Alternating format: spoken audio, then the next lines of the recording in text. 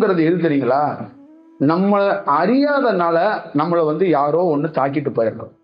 இப்ப நம்ம அறிந்து இருந்தோம்னா நமக்குள்ள என்ன ஆகும்? எவ்வளவு பெரிய துன்பம் வந்தாலும் இதுதான் எனக்கு நடக்கும்னு தெரியுமே. இப்ப எனக்குள்ள இருக்கிற துன்பம், இப்ப நான் உங்களை மாதிரி துன்பப்படாம இருக்கிறேன்னா, துன்பப்படுறேன்.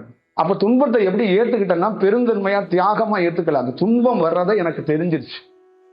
அப்ப எனக்கு இந்த யாரெல்லாம் துன்பம் கொடுப்பாங்க, எப்படி துன்பம் கொடுப்பாங்க, அது என்னென்ன மாதிரி நிகழும், அது எத்தனை நாளைக்கு நிகழும் அப்படிங்கிறத என்னால் அது உணரணும் முடியறதுனால அதை ஏற்றுக்கொள்கிறேன், அதை அனுபவிக்கிறேன், அதை கடந்து போறேன். ரொம்ப கேஷுவலா அதோட நான் பயணிக்கிறேங்கிறது தான் இதோட விஷயம். இப்போ உங்களுக்கும் எனக்கும் எந்த வேறுபாடும் கிடையாது. நீங்க மரபணுக்கள்ல உங்க உயிர் சக்தியை அறியாம ஹைபிரிட்டா இருக்கிறீங்க. நான் அறிஞ்சு என்னுடைய செயல்பாடுகள்ல இருந்து என் உயிர் துளியிலிருந்து நான் வேலை செய்யறேன். அப்ப நான் என்னுடைய மனதிலிருந்து என்னுடைய மூளையிலிருந்து வேலை செய்யறதோட என்னுடைய மரபணுப்புங்கிறது நான் ஒரு மரம். எந்த மரத்துக்கு அடிப்படை கிளையா, இலையா, தலையா, என்ன என்னுடைய அந்த மரம் பெருத்திருக்கிற அதுவா, அந்த மரத்தோட கலரா, எது? நான் மரமாக இருக்கிறதுக்கு அடிப்படை தேவை என்னுடைய அந்த விதை தான். அந்த விதை சரியாக இருந்தா நான் எவ்வளவு நாள் இந்த மரமா நிற்பேன் அப்படிங்கறது எனக்கே தெரிஞ்சிடும். அப்ப புயல் வரும், மழை வரும். இப்ப 2 பேர் இடையில கிராஸ் பண்ணுவான். இந்த மரம் அழகா இருக்கு, நம்ம வீட்டுல அறுத்து முன்னாடி கதவுக்கு வச்சுக்குவோம், இல்ல ஒரு அழகியல ஒரு ஊஞ்சல் பண்ணிடுவோம் அப்படிலாம் யோசிக்கிறான்ல. இப்ப இதெல்லாம் அந்த மரத்தோடைய அந்த மரபணுக்களுக்கு தெரிஞ்சிருக்கணும், தெரியணும். இப்ப கார்ல போறோம், ஒரு 1/2 hourல அந்த கார் இன்னொரு கார்ல மோதுங்கிறத தெரிஞ்சிருக்கணும். தெரியலையே. அப்ப இதுதான் ரொம்ப ரொம்ப முக்கியம். ஆனா இது தெரியாம என்ன பண்றாங்கன்னா, தெரிந்த ஞானி இருக்கிறார்ல அவரை போய் பார்க்க வர்றாங்க. இப்ப எனக்கு தெரிஞ்சிருச்சு, என்னுடைய மரபணுக்கள்ல தெரிஞ்சிருச்சு. இப்ப தெரிந்து நான் வகுப்பு எடுக்கிறேன், பேசுறேன், மக்களோட பயணிக்கிறேன். இப்ப என்ன எப்படி பாக்குறாங்கன்னா, அவங்களுடைய அன்றாட ரொட்டீன் வாழ்க்கை இருக்குல்ல, அந்த ரொட்டீன் வாழ்க்கைய கொண்டாந்து என்கிட்ட கொண்டாந்து தள்ளுறாங்க. அந்த ரொட்டீன் வாழ்க்கையில துன்பம் டெய்லி நடக்கும், துயரம் டெய்லி நடக்கும், அன்பு டெய்லி நடக்கும், காதல் டெய்லி நடக்கும். இந்த மாதிரி எல்லா விஷயத்தையும் என்கிட்ட கொண்டாந்து மூட்டை மூட்டையா கொட்டுறாங்க. அப்ப ஒரு இடத்துல கூட தன்னை அந்த ஆராய்ச்சி செஞ்சுக்கணும். தன்னை ஆராய்ச்சி செஞ்சவர் இவரை எப்படி அணுகணும்? நான் ஒரு விஞ்ஞானி, என்கிட்ட 2 பேஸ்டையும் பிரஸையும் கொடுத்து நான் என் கடை வைக்க போறேன், நீங்க ஆசீர்வாதம் பண்ணி கொடுங்கன்னா, ஒரு விஞ்ஞானிக்கும் பேஸ்ட் பிரஸுக்கு என்ன சம்பந்தம் இருக்கு? புரியுதுங்களா? இப்ப நான் ஒரு விஞ்ஞானி, என்னுடைய உயிரை நானே ஆராய்ச்சி செஞ்சவன். 4 தேங்காய் தூக்கிட்டு தேங்காவை காலடியில வச்சு நான் ஒரு தேங்காய் கடை வைக்க போறேன், எனக்கு ஆசீர்வாதம் பண்ணி கொடுங்க அப்படின்னா இது என்ன பண்றது? தேங்காவுக்கும் பேஸ்ட் பிரஸ் எல்லாத்தையும் தாண்டி உன்னுடைய மரபணுக்கள்ல உன்னுடைய உயிர் துளிகளை நீ ஆய்வுதான் பண்ணி நீ இதுல இருந்து விடுபடணும். அப்ப அந்த வாழ்க்கையில உங்ககிட்ட ஒவ்வொரு முறை சொல்றேன், குருவாக இருக்கப்பட்டவன்னா இன்னும் ஒரு 2 hours இங்க இருந்து விடுபட்டு இன்னொரு இடத்துக்கு போயிடுவேன். ஆனா உங்களோட இன்னும் 2 hours கழிச்சு 3 hours கழிச்சு நீங்க உங்களோட பயணத்துல நிச்சயமா இங்க இருக்கிற யாரோ ஒருத்தர் ஒரு துன்பத்தை சந்திச்சு தான் போறீங்க. அந்த துன்பத்தை உங்களால கண்டுபிடிக்க முடியல, அதுல இருந்து எப்படி தற்காத்துக் கொள்ளணும் தெரியல. அப்ப ஒவ்வொரு மனிதனுக்குள்ளேயும் துன்பங்கிறது என்ன அப்படின்னா, கீழே விழுந்தாதான் துன்பம் அப்படின்னு நினைச்சுக்கிறீங்க. துன்பங்கிறது சாதாரணமா ரோட்டை அப்படி கிராஸ் பண்ணும்போது, ஏன்டா மாடு மாதிரி வண்டி ஓட்டுற அறிவு இல்லையா அப்படின்னு நம்மள ஒருத்தன் திட்டிட்டு பைக்ல கிராஸ் பண்ணா கூட துன்பம் தான். இப்ப நீங்க வாழ்க்கையில எந்த வினாடி வேணாலும் யாராலையாவது காயமாக தான் போறீங்க. அப்ப இந்த விஷயத்துக்கு மெயின் ரீசன் எதுன்னா, உங்க மரபணுக்கள்ல மாற்றம் இல்லாததுதான், உங்க விதை சரியில்லாததுதான். அப்ப அந்த உணவு கூடத்துல இருக்கிற தக்காளி விதை சரியில்லாத விதை சரியான இடத்துல விழுந்ததுனால அது நல்ல மரபணுக்கள்ல மாறப்பட்டிருக்கு. அப்ப அந்த இடத்தோடைய பொழிவுல, அந்த இடத்தோட தன்மையில அது என்ன பண்ணுதுன்னா, அது தன்னுடைய வடிவத்தை அது மாத்தி அது ஒரு நல்ல வடிவத்தை அது கொடுக்குது அப்படின்னு அர்த்தம். நீங்க இந்த உலகத்துல பிறந்த எல்லா குழந்தைகள்லையும் ஞானிகள்கிட்ட ஆசீர்வாதம் வாங்கி பிறக்கப்பட்ட குழந்தைகளை எல்லாத்தையும் அடையாளமா எடுத்து பாருங்க. அது ரொம்ப புதுமையாகவும் ரொம்ப விசித்திரமாகவும் ரொம்ப ரொம்ப இந்த உலகத்திலே ஒரு பெரிய பெக்கூலியராக இருக்கும். அதுக்கு காரணம் ஒன்னே ஒண்ணுதான், அவரு தன்னுடைய உயிரிலிருந்து அந்த உயிரை பார்ப்பாரு. அப்ப அந்த மரபணுக்கள் என்ன பண்ணும்னா ரொம்ப வெளிச்சமா பிறக்கும்பாங்க. இப்ப தாய் கருப்பைக்குள்ள ஒரு உயிர் துளி போய் நாத விந்துல போய் உட்காருது இல்ல. இப்ப ஞானி ஒரு குழந்தைய கொடுக்கும் போது அந்த கருப்பையே வெளிச்சமா இருக்குங்கிறாங்க. வெளிச்சம் நம்ம லைட்டு போட்டா எப்படி இருக்கும் அந்த மாதிரி ஒரு ஒரு உயிர் துளியே வெளிச்சமா நாத விந்துக்குள்ள உள்ள இருக்கிற டாட் டாட்டா இருக்கிற அந்த உயிர் துளிகள் எல்லாமே அப்படியே வெளிச்சமா அப்படியே நட்சத்திரங்கள் எப்படி வானத்துல தெரியுது. நாத விந்துல கீழே இருக்கிற தண்ணி கடலும் வானமும் தான். நீங்க நினைக்கிற மாதிரி ஒன்றும் கிடையாது. அதுக்குள்ள இருக்கிற சின்ன சின்ன உயிர் துளிகள் எல்லாம் நட்சத்திரம் தான். இந்த நட்சத்திரங்களாக ஜொலிக்கல. இது கடல் நீராகவோ இல்ல வானம் மாதிரி தன்மையில நம்மளுடைய நாத விந்து இல்லை.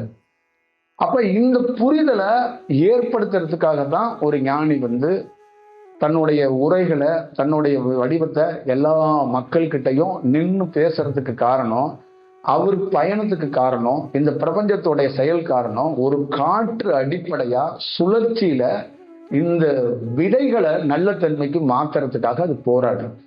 அந்த விதைகள் பல்வேறுபட்ட பருவ மாற்றத்துல ஒவ்வொரு விதைகளும் மாறி போயிடும். கால மாற்றம், கால சுழற்சின்னு சொல்றாங்கல்ல. இப்ப நீங்க பல யுகங்கள் கேள்விப்பட்டிருப்பீங்கல்ல. அந்த மாதிரி இந்த ஒவ்வொரு கால மாற்றத்துக்கு ஏற்ற மாதிரி விதைகள் மாறி போயிடும். அப்ப அந்த விதைகளை திருப்பி ரீசர்க்கிள் பண்ணி ஒரு நல்ல வடிவத்துல உருவாக்கி தன்னுடைய உயிர் துளியையே பொலிவடையும் போது அவர் தன்னுடைய மரபணுக்களை நல்ல தன்மைக்கு அவர் எடுத்துக்கிட்டு வரும்போது அவரையே உணர்ந்துக்கிறாரு. அவருடைய வாழ்க்கையில் இங்க இருக்கிற ஒவ்வொரு ஆண் பெண்ணும் என்ன ஆகுதுன்னா தான் தேவையை தானே பூர்த்தி செய்து கொள்ள முடியும். நம்பர் 1 என்னன்னா அவங்களுக்கு எப்படி இருக்கும்னா தேவைக்கு அதிகமா எது வந்தா கூட அதை பயன்படுத்தாம அதுல இருந்து எப்படி விடுபடணுங்கிறத அந்த ரகசியங்களை எப்படி கற்றுக்கொள்ள முடியும்னா இறையாலையோ உருவாலையோ கிடையாது. தன்னுடைய மரபணுக்கள் எப்ப நுட்பமா தன்னுடைய உயிர் துளி வேலை செய்யுதோ, தன்னுடைய உயிர் துளி எப்ப நுட்பமா அதுக்கான சூழல்களை உருவாக்குதோ, அப்பொழுது அவர்கள் என்ன பண்றாங்கன்னா தன்னுடைய இன்பத்திலிருந்து அவர்களே விடுபடுறாங்க, தன்னுடைய துக்கத்திலிருந்து அவர்களே விடுபடுறாங்க. அப்ப இந்த துக்கத்தையும் இந்த இன்பத்தையும் எப்படி பார்க்கறாங்கன்னா இந்த சுழற்சியில இதெல்லாம் நிகழும். இப்ப நீங்க நிக்கிறீங்க, உங்களை சுத்தி ஒரு ஆயிரக்கணக்கான பொருள் மிதந்துகிட்டே இருக்கு. அப்ப இந்த மிதக்கிற பொருள் எந்த பொருள் உங்ககிட்ட வரும், எந்த பொருள் உங்களை கிராஸ் பண்ணி போகுங்கிறத உங்க மரபணுக்கள் நல்ல தெளிவடையும் போது உங்களாலே பார்க்க முடியுங்கிறாங்க. இப்ப இங்க கீழே நீங்க ரோட்ல போகும்போது டிராபிக் ஜாம்ல நிறைய கார்களை பாக்குறீங்கல்ல, அதே மாதிரி ஆகாயத்துல ஆயிரக்கணக்கான லட்சக்கணக்கான அலைவரிசையாக காற்றுகள் இருக்கும். அந்த காற்று எந்த காற்று உன்னோட கனெக்ட் ஆகும், எந்த காற்று உன்னோட கனெக்ட் ஆகாம விலகி போகும் அப்படிங்கிறத உங்களால பார்க்க முடியும், உணர முடியும் அப்படிங்கிறாங்க. அப்ப ஒரு குருவோட தொடர்பு வச்சுக்கணும் அப்படின்னா அன்பு, கருணை, பணம், பூவு, அதிகாரத்தினால கனெக்ட் பண்ண முடியாது. அந்த சுவாசத்தால மட்டும் கனெக்ட் பண்ண முடியும். அந்த சுவாசத்தை தாண்டி அங்க என்ன கனெக்ஷன் வச்சுக்க முடியும் அப்படின்னு கேட்டீங்கன்னா உங்க உயிர் துளி பொலிவிழக்காம இருந்தா மட்டுமே உங்க மரபணுக்கள் என்ன ஆகும்னா இந்த குரு நம்மளோட கனெக்ட் ஆகுவாரா, இல்ல இந்த குருவோட நம்ம பயணிக்க முடியுமா, இல்ல நம்ம காத்திருக்கணுமாங்கிறத உங்க உயிர் துளி உங்களுக்கே காட்டி கொடுத்துரும். அப்ப ஒவ்வொரு தனிநபர்களுக்கும் தன்னுடைய உயிர் துளி தான் அடிப்படையாக குருவாக இருக்கிறது. அப்ப அது பொலிவிழக்காம இருக்கும்போது நீங்க துன்பத்திலிருந்து நீங்களே விடுபடுறீங்கன்னு அர்த்தம். அது பொலிவிழக்கின்ற போது, அது மரபணுக்கள் மாறி இருக்கும் போது நான் என்ன பேசினாலும் உங்களுடைய மனதிலிருந்து அந்த ஹைபிரிட் விதையா இருக்கிறதுனால நீங்க என்ன பண்றீங்கன்னா காம்ப்ரமைஸ் பண்ணிக்கிறீங்க. கீழே விழுந்துட்டான், பரவாயில்ல தம்பி, கொஞ்சம் மருந்து வாங்கி போட்டு அவனை ரெடி பண்ணி விடு. கடங்காரன் திட்டிட்டு போயிட்டான், பரவாயில்ல விடு, நாளைக்கு பார்த்துக்கலாம். சரி, என்ன நாளைக்கு என்ன பண்ண போறோம், அடுத்த நாள் என்ன பண்ண போறோம், இப்படி நம்ம கடந்து போறதுக்கான ரீசன் இதே செயலை நானும் கிடக்கிறேன். ஆனா எனக்கு தெரிஞ்சு கிடக்கிறேன், நீங்க தெரியாம கிடக்குறீங்க. நான் பர்ஃபெக்டா தெரிஞ்சு கிடக்கிறேன், நீங்க வெறும் நம்பிக்கையில லைஃப் மாறும்னு எவனையோ ஒருத்தனை வானத்திலேயோ கிழக்கையோ மேற்கையோ தெற்கையோ வடக்கையோ பார்த்துக்கிட்டே இருக்கிறீங்க. நான் தெற்கையும் பார்க்கல, வடக்கையும் பார்க்கல, கிழக்கையும் பார்க்கல, எந்த கடவுளையும் பார்க்கல. இந்த மரபணுக்கள் ஒரிஜினலா மாறினா இது ஒட்டுமொத்தமான இந்த உலகத்தோடைய சுழற்சியை ஒருத்தன் தெரிஞ்சுக்கிறான். இவ்வளவுதான் இதுக்குள்ள இருக்கிற பேரு ரகசியம், பேர் உண்மை. அப்ப இங்க இருக்கிற ஒவ்வொருத்தருக்குள்ளேயும் நீங்க எப்படின்னா உங்களை அடிப்படையா பார்த்து உணர உங்களால ஃபர்ஸ்ட் கடினம் தான். அடுத்தது இந்த மாதிரி உணர்ந்த ஒருத்தரோட இருக்கும்போது உங்களுக்கு இந்த மரபணுக்கள் மாறுறதுக்கான வாய்ப்பை, அந்த வடிவத்தை அவர் ஏற்படுத்தி கொடுப்பார். இப்ப இந்தியா முழுக்க மட்டும் கிடையாது, உலகம் முழுக்க ஒரு உயர்ந்த வெளிச்சத்துக்கு பக்கத்துல நிற்கும் போது நாம தெரியும் அப்படிங்கிறது லாஜிக்கா உங்களுக்கு தெரியும்ல. ஒரு வெளிச்சத்துக்கு பக்கத்துல இருந்தா நீங்க தெரியதான் செய்வீங்க வெளியில. அப்ப ஒரு வெளிச்சமாக ஒரு குரு இருக்கிறாரு அப்படின்னா அந்த குருவோட பயணிக்கும் போது நீ ஞானி ஆகிறது குருவாகிறதெல்லாம் கிடையாது. உன்னுடைய மரபணுக்கள் சுத்திகரிக்கிறதுக்கான ஒரு பெரும் பணி நடக்கும். இங்க அடிப்படை தவறு எங்க நடக்குதுன்னா, ஒவ்வொரு தியானம் பண்றவனுக்கும் வேற ஏதோ ஒண்ணு தேடுறாங்க. வேற அவங்களுடைய கான்செப்டே வேறையா இருக்கு. என்கிட்ட இருக்கிறவங்களே கான்செப்ட் வேறையா இருக்கு. அது இல்லைங்கிறது அவங்களுக்கு புரிஞ்சுக்க மாட்டாங்க. இப்ப நான் இதை சொல்ல ட்ரை பண்றேன், சொல்லி கொடுக்கறது, அது அவங்களால அதை உணர முடியல. அப்ப எனக்குள்ள இருந்து பல நாள் பல வடிவத்துல அந்த உள் உணர்வுக்கும் எனக்கும் ஒரு பெரிய முரண் இருக்கு. அதேதான் உங்களுக்கும் எனக்குள்ளேயும் ஒரு முரண் இருக்கு. இப்ப இந்த உள் உணர்வு அவ்வப்போது வந்துகிட்டே இருக்கு. நான் ஒரு 15 நிமிஷத்துக்கு ஒருக்கா அது வந்திருக்குல்ல, எனக்கு ஒரு உள் உணர்வுங்கிறது என்னன்னா காற்றுங்க, உயர்ந்த காற்று. அப்ப அந்த உயர்ந்த காற்றை 15 நிமிஷத்துக்கு ஒருக்கா எனக்கு ஒரு மெசேஜ் வருங்க பிரபஞ்சத்திலேருந்து. அதை நான் செக் பண்ணிக்கிட்டே இருக்கணும். இப்ப இந்த எனக்குள்ள இருக்கிற உள் உணர்வு என்ன சொல்லுதுன்னா, எனி டைம் என்ன நீ வாட்ச் பண்ணுங்க. அப்ப எனி டைம் என்னால வாட்ச் பண்ண முடியாத போது எனக்குள்ள என்னன்னா சின்ன சின்ன பனிஷ்மெண்ட் அது கொடுக்குது. ஏன் கொடுக்குதுன்னா, நீ ஒரு குருவா இருக்கிற, அப்ப நீ உணராம நீ வெளியில போகும்போது 10 நிமிஷத்துக்கு முன்னாடி நீ உணர்ந்திருந்தனா, இப்ப நீங்க இந்த இடத்துல ஒரு தண்ணி உழுகுது இல்ல, அந்த தண்ணி விழுகாம கூட நீ தடுத்திருக்கலாம். இந்த பிரபஞ்சத்தோட ஒரு சின்ன சின்ன அசைவை கூட உன்னால தெரிஞ்சுக்க முடியும். அப்ப நீ உள் உணர்வுல உள்ள போகாத போது, வெளியில நிற்கும் போது அந்த உள் உணர்வுகளை நீ உணராத பட்சத்துல நீயும் தண்டனைக்கு உட்படுகிற. அப்ப இந்த பிரபஞ்சத்தோட சுழற்சியை விட்டுற. இப்படி ஒரு சுழற்சியில் அப்படி சுழலும் போது அந்த இடத்த உணர்ந்தானா அந்த இடத்துல அதை சரி செய்யலாம். இல்லைன்னா அது அப்படி சுத்திடும். திருப்பி அது சுத்தி வர்ற வரைக்கும் நம்ம காத்திருக்கோம். அப்ப நான் பல நாள் பல நண்பர்கள்ட்ட உங்களுக்கு எல்லாம் சொல்லியிருக்கிறது என்னன்னா, ஒரு சுழற்சி தான். அந்த காலமோ அந்த சூழலோ மாறிடுச்சுன்னா உங்களை உருவாக்குறது கஷ்டம், உங்களுக்கு கொண்டாடுறது கஷ்டம். இப்ப சுக்கிரன் ராகு கேதெல்லாம் சும்மா கிடையாது. எல்லாமே ஒரு சுழற்சி, ஒரு சுழற்சி வடிவத்திலிருந்து தான் இது உருவாக்கப்படுது. அப்ப அந்தந்த சுழற்சியில அந்த வடிவத்தை கரெக்டா யூட்டிலைஸ் பண்ணலன்னா சிக்கலாயிருங்கிறது தான் இதோட விஷயம். அப்ப என்னை பொறுத்தளவுக்கு பல நாள் பல வடிவத்துக்குள்ள அந்த வடிவத்துக்குள்ள இல்லாத போது எனக்கே ஒரு பனிஷ்மெண்டா மாறு. அப்ப நான் அதை இருக்கிறதுக்கு ட்ரை பண்ணிக்கிட்டே இருக்கிறேன். அப்ப இருக்கிற நேரங்கள் அதிகரிக்க அதிகரிக்க என்ன ஆகுதுன்னா, எனக்குள்ள பெரிய பருவ மாற்றத்துல நான் வளர்ச்சி அடைகிறேன். என்னுடைய வளர்ச்சியை பிற மக்கள்கிட்ட சொல்றேன். என்னுடைய உடையோ மற்ற விஷயங்களோ அந்த சேஞ்சுக்கெல்லாம் காரணம் என்னுடைய உள் உணர்வை நான் உணர கற்றுக்கிட்டே இருக்கிறேன்னு அர்த்தம். அப்ப நான் எப்படி இருக்கேன்னா, ஒரு காற்று, நானும் அந்த காற்றோட மிங்கிள் ஆகிறேன். அந்த காற்றோட போய் கலக்க ட்ரை பண்றேன். அப்ப அந்த காற்றோட கலக்கும் போது எனக்குள்ள உடல்ல பருவ மாற்றம் நடக்கும், எனக்குள்ள பெரிய மாற்றம் நடக்கும். அப்ப அதிக நேரம் அந்த காற்றோடைய நான் கலக்க கலக்க கலக்க கலக்க என்னுடைய உடல்ல பெரிய பருவ மாற்றம் நடக்கும். அப்ப அது அதிக நேரம் அந்த காற்றோட கலக்க கலக்க ஒரு இடத்துல என்ன சொல்லுதுன்னா, காற்றோடைய காற்றாக மாறிட்டனா அவ்வளவுதான், அதுதான் பெரிய ஒரு வடிவம்னு சொல்றது. அப்ப அந்த காற்றோட காற்றா கடக்காத போதுதான் நமக்குள்ள பெரிய நிறைய துன்பங்களை நம்ம சந்திக்க வேண்டிய ஒரு சூழல்கள் உருவாகுது அப்படிங்கறதான் நான் உங்ககிட்ட சொல்லணும்னு நினைக்கிறேன். அப்ப ஒரு சூழலை மட்டும் நீங்க புரிஞ்சுக்கணும். உங்களுக்குள்ள உயர்ந்த தியானம் ஒண்ணு வரும். அந்த தியானமே ஒரு காற்றாக ஒரு சுழற்சியாக உங்களுக்குள்ள வாங்கிட்டு உள்ள இருக்கும். அதை நீங்க கவனிச்சீங்கன்னா, உங்க தியானத்தை நீங்க கவனிச்சீங்கன்னா, அந்த சுழற்சியை நீங்க கவனிச்சீங்கன்னா, அப்ப அது உங்களுக்கு மனம் பேசுறதையும் அது பேசுறதையும் ரெண்டா பிரிச்சு உங்களுக்கு காட்டும். அது எப்படி காட்டும்னா, மனம் என்ன மாதிரி செயல்படுது, காற்று உயர்ந்த காற்றா இருக்கிறது இது என்ன மாதிரி செயல்படுது. அப்ப ரெண்டு வடிவத்துல உங்களை யாருன்னு உங்களுக்கே அது காட்டி கொடுக்கும். அப்ப நீ இந்த போக்குல போறதுக்கும் இந்த போக்குல இருக்கிறதுக்கும் உங்களுக்கான ஒரு வாய்ப்புகளை அது உருவாக்கி கொடுக்கும். அப்ப அடுத்து நீங்க கவனிக்க கவனிக்க கவனிக்க உங்களுக்குள்ள என்ன ஆகும்னா, அந்த மனம் செயலிலிருந்து நீங்க கொஞ்சம் கொஞ்சமா விடுபடுறதுக்கும் நடுநிலையில வந்து நின்றுகிட்டு லெப்ட்லையும் ரைட்லையும் மனதையும் இந்த காற்றையும் பேலன்ஸ் பண்றதுக்கு ஒரு வாய்ப்பை உருவாக்கிக்கிறீங்க. அப்ப மனம் என்பது நாம சிற்று இன்பத்துக்கும் பேரின்பத்துக்கும் ஆசைக்கும் உரிய ஒரு செயல் வடிவத்துக்குள்ள இருக்கும். இப்ப இந்த காற்று என்பது இந்த ஆசையிலிருந்து விடுபட்டு ஒரு சமாதி, ஒரு அமைதி, பேரமைதி, பேர் மௌனம், இங்க இருக்கிற ஒட்டுமொத்தமான அண்ட சராசரத்துல இருக்கிற சுழற்சியை அறிஞ்சுக்கிறதுக்கு வாய்ப்புகளை உருவாக்கி கொடுக்கும். அப்ப அந்த ரெண்டு விஷயத்தை ஒருத்தர் தொடர்ந்து கண்காணிக்க கண்காணிக்க கவனிக்க கவனிக்க கவனிக்க என்னன்னா அவருக்குள்ள ஒரு ஆழ்ந்த அமைதி ஏற்பட்டு அவர் என்ன பண்றாருன்னா இந்த துன்ப துயரத்திலிருந்து விடுபடுறாருன்னா இவ்வளவுதான் இதுக்குள்ள இருக்கிற விஷயம்.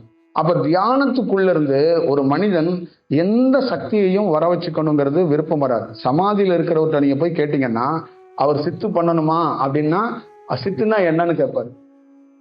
ஏன்னா அவரு காற்றோட மெர்ஜ் ஆயிட்டாரு. இப்ப காற்றோட கலந்தவன் இப்ப இங்க இருக்கிறேன்னு வச்சுங்களேன், அப்படியே காற்றோட அப்படியே மௌனமா போயிட்டேன், நான் எந்த சித்து பண்ணணும்னு நினைக்க போறேன் அப்படிங்கிற ஒரு காற்று மட்டும்தான் சுழற்சிக்கிட்டே இருக்கும். அப்ப அந்த காற்றை சுழலாத போதுல அப்ப என்ன ஆகுதுன்னா அது ஒரு சித்தா, அது ஒரு கலையா, அது ஒரு விளம்பரமா நம்ம செய்யணும்னு நம்ம நினைக்கிறோம். அதுதான் அதுக்குள்ள இருக்கிற வடிவம். அப்ப நீங்க இத மக்களாகிய நீங்க உங்க தியானத்தை ஒரு நன்கு கவனிக்கிறதுக்கோ ஒரு நன்கு பார்க்கறதுக்கு உள்ள இருக்கிற சுழற்சியை நீங்க ஒரு ஆராய்ச்சி பண்ணும்போது அந்த காற்றோட சுழற்சியில ஒருத்தன் நன்கு அதை ஆராய்ச்சியா அதை கவனிச்சான்னா, அதை ஆராய்ச்சிங்கிறத நான் எப்படி சொல்றேன்னா தனக்குள்ள நடக்கிற நிகழ்வுகளை கவனிக்கணும் அப்படின்னு சொல்றேன். இப்ப கவனிக்க முடியல, நல்லா ஞாபகம் வச்சுக்கோங்க. நீங்க தியானம் பண்றீங்க, நீங்க எல்லாரும் தியானம் பண்றீங்க, கண்ணை மூடுறீங்க, நீங்க உள்ள போயிடுறீங்க, என்னையே மறந்துடுறேன் அப்படிங்கிறீங்க. ஒன்றும் பிரச்சனை கிடையாது. இது ஒரு நாள் 2 நாள் மாத கணக்கா வருட கணக்கா கூட நடக்கலாம். ஆனா ஒரு நாள் என்ன நடக்கும் ஃபைனல் ஸ்டேஜ்லன்னா நான் சொல்லிடுறேன். இந்த தன்னையே மறந்து போயிடுறான்ல அவன் ஒரு நாள் என்ன பண்றான்னா அது தன்னை மறக்கிறதுனா என்னன்னு தெரிஞ்சுக்குவான்.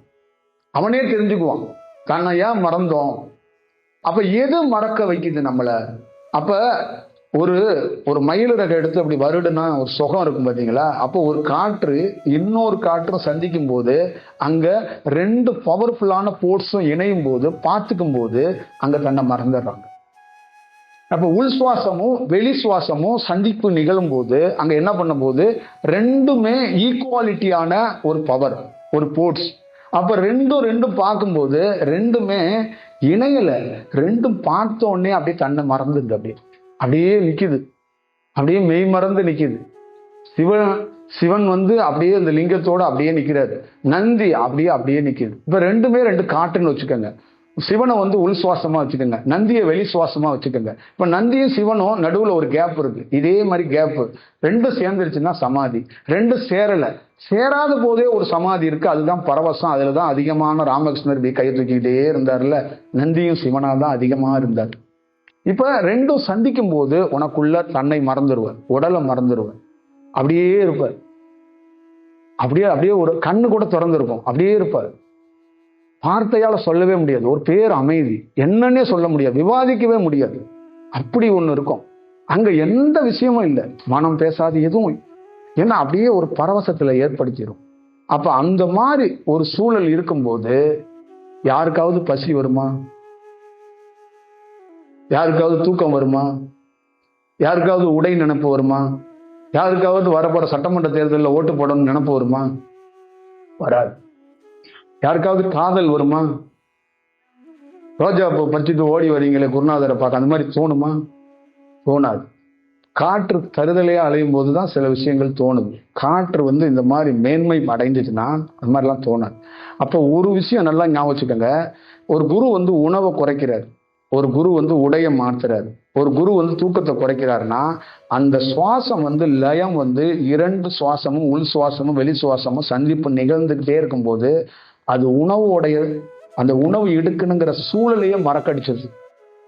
அப்ப அது என்ன சொல்லுதுன்னா காலையில கூட கொஞ்சோண்டு கஞ்சி எடுக்கும்போது உள்ள இருக்கிற சுவாசம் இந்த டயத்தையும் நீ வீணடிக்கிறேன்னு தான் என்கிட்ட சொன்னிச்சு. இந்த சாப்பிட்ற டைம் இருக்கும் பாத்தியா, இது கூட என்னுடைய சுவாசம் உள்ள நடக்கிறதுக்கு இது இடையூறா இருக்குங்குது. நீ உணவு சாப்பிட்றது கூட எனக்கு இடையூறுங்குது. இப்ப நம்ம தூங்குறோம்ல, அதுவும் இடையூறுங்கிறாங்க. அப்ப ஒருத்தனுக்கு இந்த உள் சுவாசமும் வெளி சுவாசமும் சந்திப்பு நிகழ என்ன ஆகுதுன்னா தூக்கத்தையே நிறுத்திடுறான். ஏன்னா தூக்கமே அங்க தேவைப்படாம போயிருது. அங்க உணவு தேவைப்படாம போயிருது. அப்போ ஒரு கட்டாயத்துல நாம உணவை விடல, ஒரு கட்டாயத்துல தூக்கத்தை விடல, ஒரு கட்டாயத்துல உடைய மாத்தல. அங்க எல்லாமே இரு சுவாசத்தோட சந்திப்புல இதெல்லாம் நிகழுது. அப்ப இந்த இரு சுவாசத்தோடைய சந்திப்பு நிகழ்ந்தா சரியா அவங்கள்ட்ட ஒரு நல்ல பிஹேவியர் இருக்கும்பாங்க. இப்ப நல்ல பிஹேவியர் இல்லாததுக்கு காரணம் கடவுள் போதனை, சித்தர்கள் போதனை வெவ்வேறு மாதிரி நம்ம குழப்பமா பேசிக்கிட்டு இருக்கிறதுக்கு காரணம் அந்த இரு சுவாசமும் கரெக்டா மீட்டிங் அமையல. அதை கரெக்டா நந்தியும் சிவனும் சந்திக்கல. இப்ப சந்திச்சா என்னன்னா இந்த மாதிரி பேச மாட்டீங்க. இப்ப நீங்க பங்களாவில் இருக்கணும், சந்தியில நிக்கணும். சந்திங்கிறது ஒரு ஒரு இடம், எம்டியான இடம். இந்த மாதிரி இடத்துல நிக்கணுங்கிறத கூட ஒரு ஞானி மறந்து போயிடுறாரு.